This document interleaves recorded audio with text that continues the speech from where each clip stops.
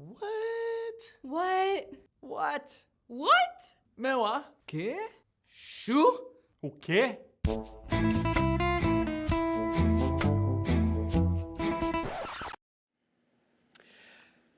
Have you ever said something that you wished you could take back? Have you ever stood in front of people and uttered something that made your listeners scratch their heads and say, did I hear that right? Did they just say what I think they said? South of the border, the American U.S. presidential election is giving us more than our fair share of such moments. For example, Hillary Clinton recently stated that half of Donald Trump's voters are, she could put in a basket full of deplorables, and they are irredeemable people. I'm sure Hillary wishes she could take that back now. But Donald's not to be outdone, of course. Donald Trump has said a few things that I'm sure he would like to have taken back. Like, for example, when he said, I know more about ISIS than the generals know. I'm sure he wishes he could take that back as well. Did you know that Jesus was known to make the odd statement that made people scratch their heads as well? On more than one occasion, Jesus stepped up to the proverbial microphone and said something that caused his listeners to turn to one another and say, did Jesus just say what I think he said? Have you ever had someone say to you, the Bible's full of contradictions. Jesus contradicted himself all the time. Actually, he didn't. All it takes is a little effort at understanding the context and the culture of Jesus' words, and these so-called contradictions vanish. Over the next few weeks here at Broadway Church, we're going to study some of these controversial comments. For example, did you know that Jesus once seemed to say that thinking about having sex was the same thing as actually having sex? What? On October 16th, we're going to address that topic. Did you know that Jesus once told his followers that they should pluck out their eyes and cut off their hands if their eyes and hands lead them into sin? What? On October 2nd, we're going to look at that teaching. Did you know that Jesus once stood before a crowd of people and told them that unless they ate his flesh and drank his blood, they had no business calling themselves his followers? What? Next Sunday, Pastor Simon is going to be looking into that comment from the lips of Jesus. And it's our communion Sunday between our two morning services next week and before our evening service. Today, we're starting off the series with a comment that many people consider to be bizarre coming from the lips of Jesus, regarding how we should treat our parents, our spouse, and our children. Now, I'm sure that most of us here today think of Jesus as a pro-family kind of guy, right? I mean, I'm sure we all think of Jesus as a family-first proponent. Well, if he is that kind of guy, then how can we explain this statement from the lips of the Messiah that you'll see on your side screens? Jesus said, if anyone comes to me and does not hate father and mother, wife and children, brothers and sisters, yes, even their own life, such a person cannot be my disciple. Hold on. Jesus said, what? Beginning with the very first revelations from God recorded in the Bible to the very last letters written by the apostles, God's design for the family and its relationships is clear. In the 10 Commandments, the 6th commandment says this: honor your father and mother so that you may live long in the land the Lord God is giving you. The book of Proverbs is filled with pearls of wisdom. And the 8th verse of the very first proverb has this pearl of wisdom regarding family values. It says, listen, my son, to your father's instruction, and do not forsake your mother's teaching. He says, they are a garland to grace your head. So it's like a crown on your head. And they're a chain to adorn your neck. It's like jewelry. They make you beautiful. The Apostle Paul in the New Testament reinforced this principle of honoring our family circle. In his letter to the church in Colossae, Paul wrote this. He said, children, obey your parents in everything, for this pleases the Lord. And in his letter to Timothy, a young pastor, Paul wrote these instructions regarding our family obligations. He said, anyone who does not provide for their relatives, and especially for their own household, has denied the faith, and they're worse than an unbeliever. So the Bible teaches that we are to honor and obey our parents, we're to listen to their instruction, and we're to provide for our family in regards to their physical needs. Strong language, strong instructions. There's really no room for doubt or confusion. But then Jesus steps forward and says this, if anyone comes to me and does not hate father and mother, wife, children, brothers, sisters, even their own life, they cannot be my disciple. Excuse me, Jesus said what? But do you want to know what makes this even more puzzling?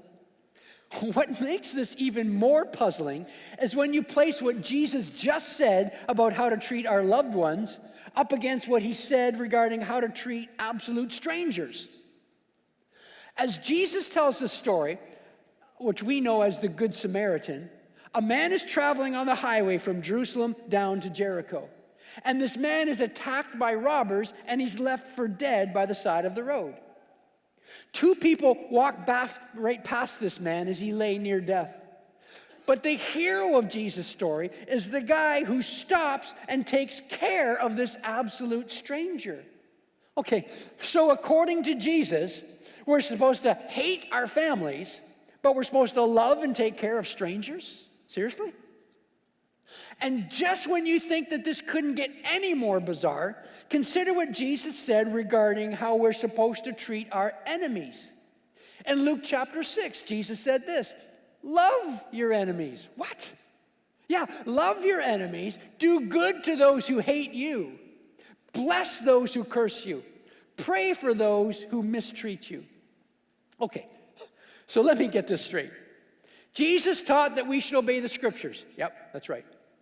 And for thousands of years, the scriptures have taught that we should honor, obey, and supply needs for our mothers and our fathers and so on. Yep. And Jesus' own followers taught that we should honor, obey, and provide for our mothers and our fathers and our families. Yep, that's right. And then Jesus went on to teach that we should honor and love strangers. Yep. And Jesus even taught that we should love enemies. Yep, that's right. But this same Jesus taught that if anyone comes to him and doesn't hate their father and mother, their wife and children, brothers and sisters, even their own life, they can't be his disciples. What? Come on, this is bizarre. This is confusing. But what's even more confusing is the fact that the people that Jesus was actually speaking to didn't seem confused by his words at all.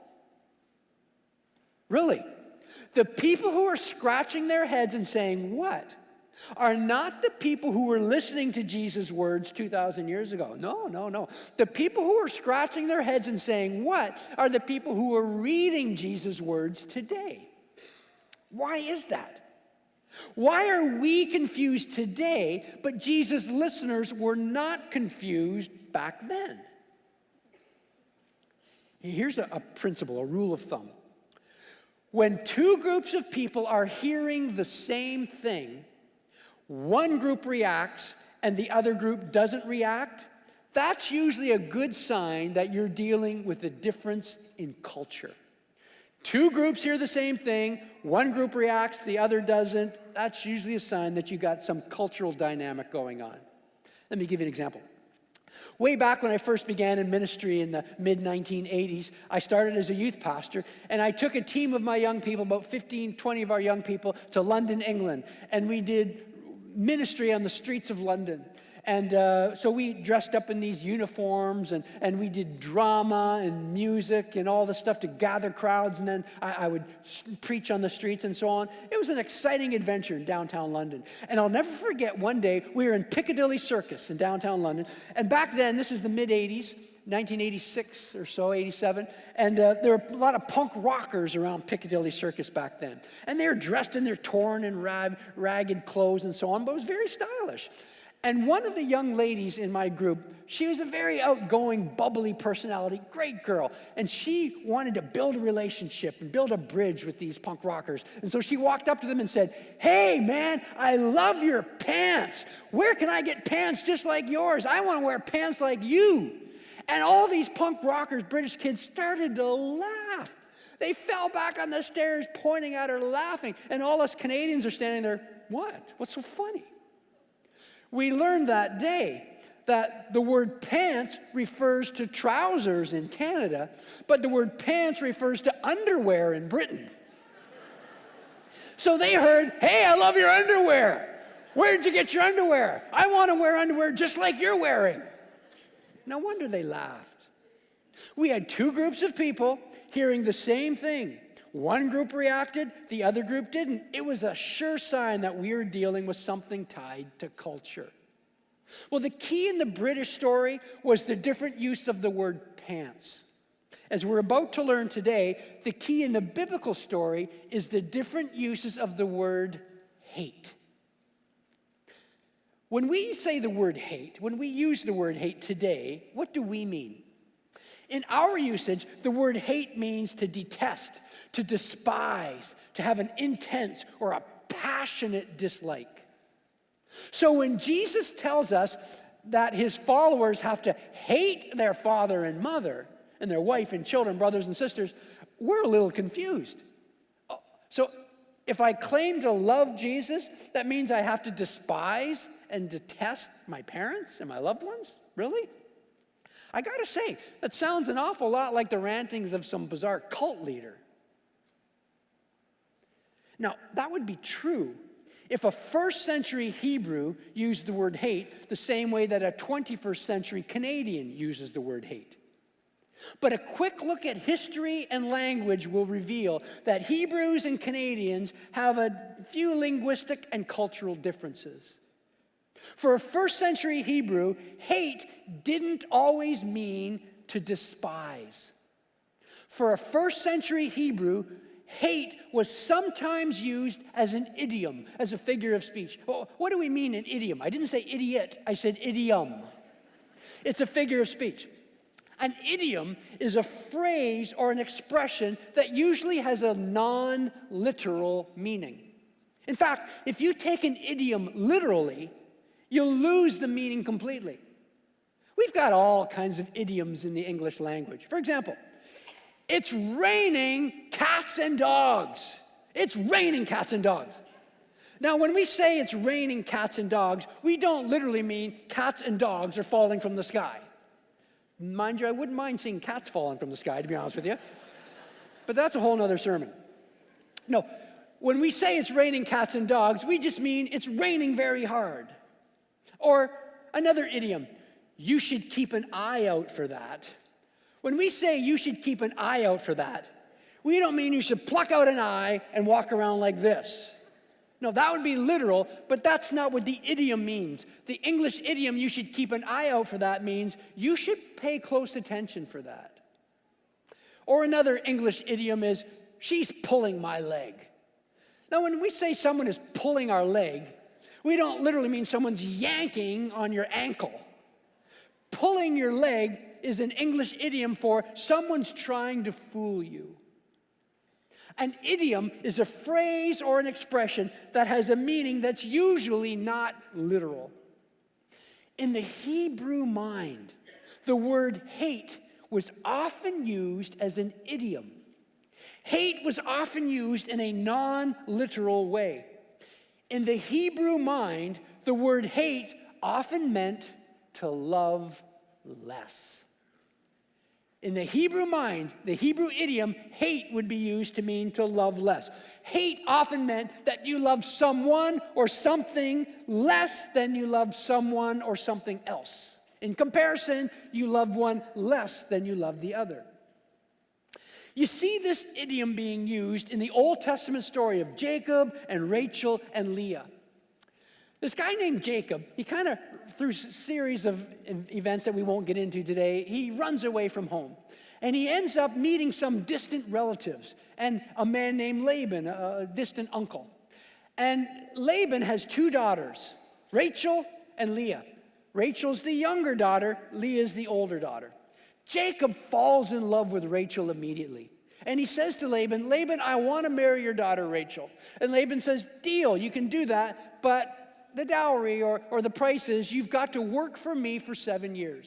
And after 7 years, you can marry my daughter Rachel. Jacob says, deal, I love her so much, I'll do it. So Jacob works for Laban for 7 years. And then finally, the marriage day happens. Big ceremony, and that night, Jacob goes to bed and he has sex on his honeymoon with, he thinks, Rachel, but it's not, it's Leah. And he wakes up the next morning to discover it's Leah. Now you're sitting there, you're thinking, seriously? How can that happen? Unless he's absolutely blasted drunk. Well, actually in that culture, again, it's a cultural thing. Often in that culture in those days, the bride during the marital intercourse for the first time, the bride would wear a veil over her face. It's part of that culture. So it's very, I was going to say conceivable, that would be a bit of a, it's very possible that this could have happened. So the next morning, Jacob wakes up and he realizes it's Leah, it's not Rachel. And he says to Laban, what have you done? And Laban, who is a real con artist when you read about him in Scripture, he says, well, hey, in our culture, you don't marry off the younger daughter first, you marry off the older daughter. And so he says, I'll tell you what, I'll let you marry my younger daughter Rachel now as well. You can have both of my daughters. It's a polygamous society. You can have both of my daughters, but I'll tell you what, you got to work another 7 years for Rachel. But I'll let you marry her right now, and then you do the 7 years later. Jacob says, it's a deal. Now, listen to what the Bible says. In Genesis 29, verses 30 and 31, Jacob made love to Rachel also, and his love for Rachel was greater than his love for Leah. He loved Leah, but his love for Rachel was greater than his love for Leah.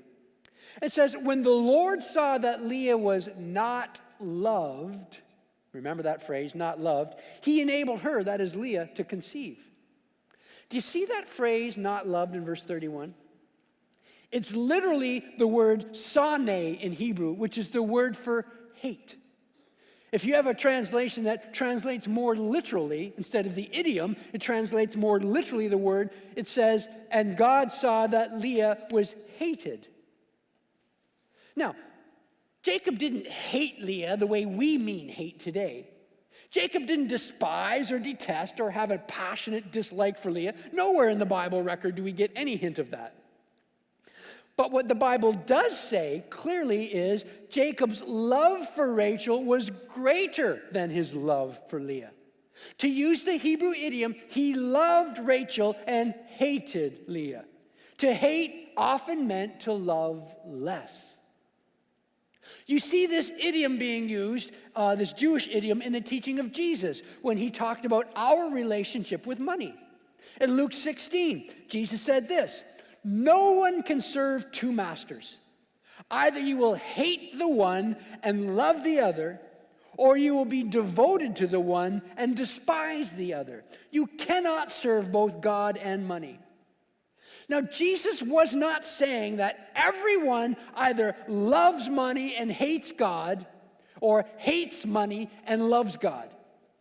I don't fit into either of those categories personally. I love God, but I can't say that I hate money. But Jesus isn't saying that anyways. Jesus is saying you can't equally serve two masters. You're going to love one more than the other. You're going to love one less than the other. Jesus was using a common Jewish idiom. To hate meant to love less. So with this newfound cultural clarity, let's revisit today's passage in its context and see if it helps us to gain the clarity that Jesus' first century listeners clearly had.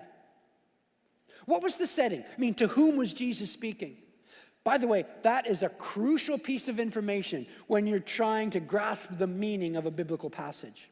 Verse 25 in Luke tells us, it says, large crowds were traveling with Jesus, and turning to them, to the large crowds, Jesus said, and then he spoke our passage today. Okay, so Jesus is being followed by a large crowd of people. We know from other passages that this crowd represented varying degrees of interest and all kinds of motivations for following Jesus. Some wanted a healing. Others were just following for the free food. Some wanted to trip Jesus up and prove him as a fraud, while others were convinced that he was the promised Messiah. So Jesus turns to this crowd and he filters out the seekers from the clingers. That's crucial in its context. He turns to the crowd, this large crowd following him, and he would do this every so often. And he would filter out the seekers from the clingers. How does Jesus filter them out? He filters them out by saying today's passage. He filters them out by saying, hey, if anyone comes to me and does not hate father and mother, or wife and children, brothers and sisters, even your own life, you cannot be my disciple. So with our newfound key, our newfound understanding of this Jewish idiom, we now realize what Jesus was saying. He was turning to the crowd and said, hey, just FYI, everybody, everyone back there who's following me, here is the basic expectation I have for every and anyone who wants to follow me. If you don't love me more than you love everyone and everything else in your life, you might as well go home. If you don't love everyone else less than you love me, you might as well go home. Now, hear me now. If we're not careful, when we hear this, we can slip into a wrong interpretation, a wrong way of thinking. If we're not careful, we can tend to think, oh, okay, so when I become a follower of Jesus, I'm supposed to dial down my love for my family. I'm supposed to decrease my love for my wife and my children and family. I'm supposed to lower my level of loving when it comes to my parents and spouse and children. No, that's not at all what Jesus is saying here. As your outline says, Jesus is not lowering the standard of love we should have for our families. He's raising the standard of love we should have for him. Jesus constantly affirmed the high bar for loving others. Remember, he's the one who said, love strangers, love your enemies. He was now telling them that their love for him should even exceed that. When you become a follower of Jesus Christ, your ability to love others is not lessened, it's strengthened.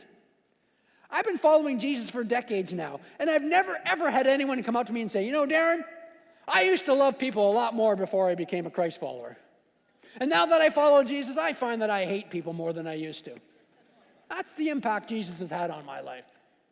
No, you don't hear that because it's not true. And that brings us to the big idea of the day. Every week here at Broadway, we do our best to summarize the teaching in one simple, tweetable statement, if you will. Here's today's big idea. We're not called to love others less. We're called to love God more. We're not called to love others less. We're called to love God more. We're called to place Jesus Christ in his rightful place, at the center, on the throne of our lives. And we don't accomplish this by tearing down our family. We accomplish this by lifting up Jesus. We're not called to love others less. We're called to love God more. Okay, so how does this command from Jesus get lived out in our everyday lives, in the real world? I mean, what does this mean, practically speaking?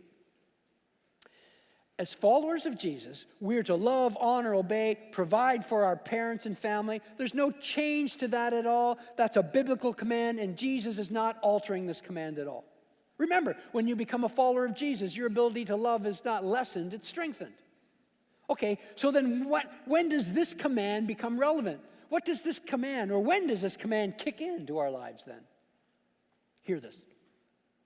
99% of the time, your love for and your allegiance to Jesus will empower, will improve, will turbocharge your other relationships. 99% of the time, your love for, your allegiance to Jesus will strengthen every other relationship in your life. Following and loving Jesus should make you a better son, a better daughter, a better husband, a better wife, a better brother, a better sister, a better employer, a better employee, a better friend, a better neighbor. But listen very carefully to what I'm about to say right now. That's 99% of the time.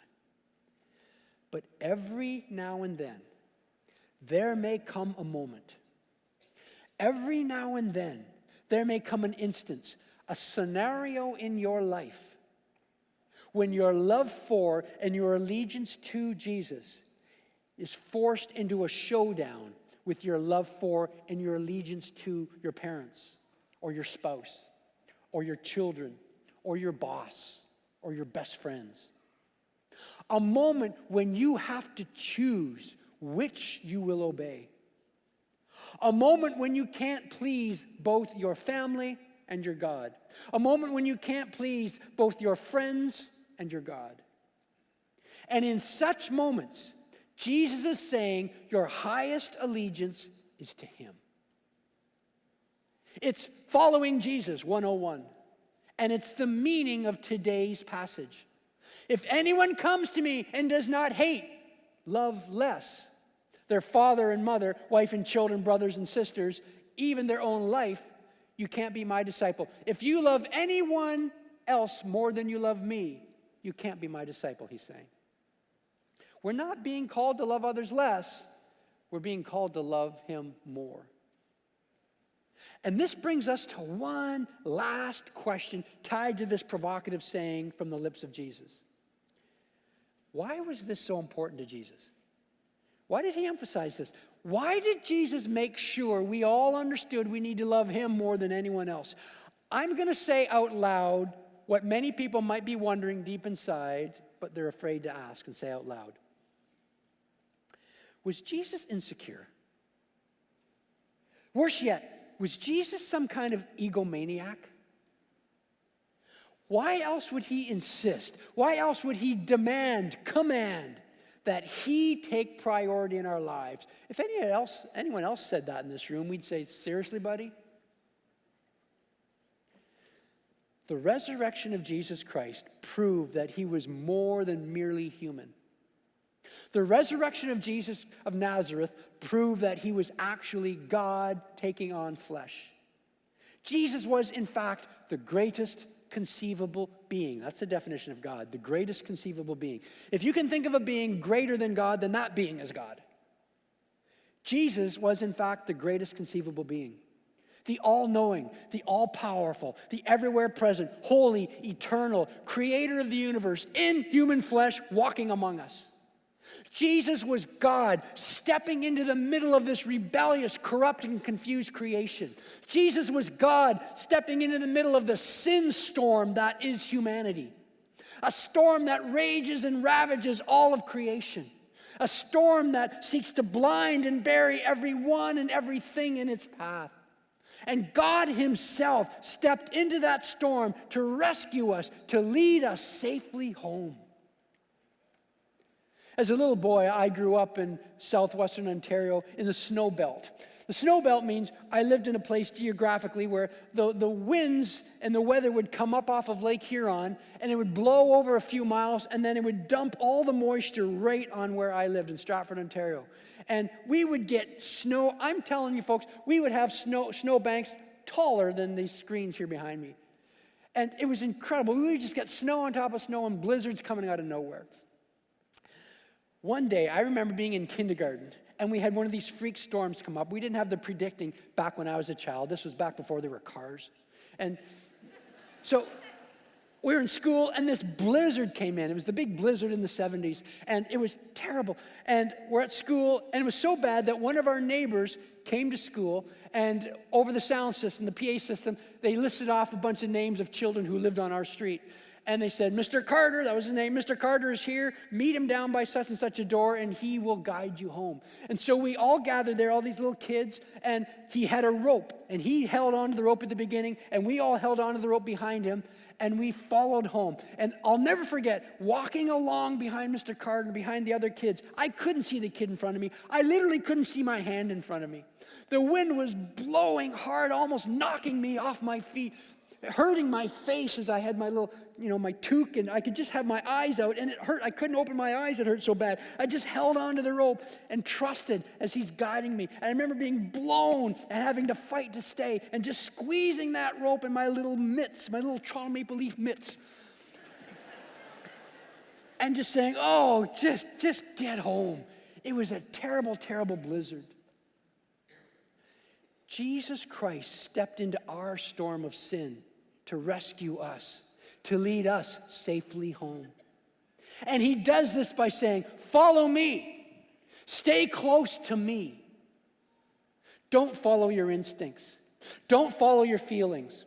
Don't follow the voices shouting all around you. Not even those that are closest to you, so close they only need to whisper. Jesus said, no, follow me. I am the way. I am the truth. I am the light of the world. Why did Jesus make sure we all understood that we need to love him more than we love everyone else? Was he insecure? Was he some kind of egomaniac? Absolutely not. Jesus isn't on a power trip. He's on a rescue mission.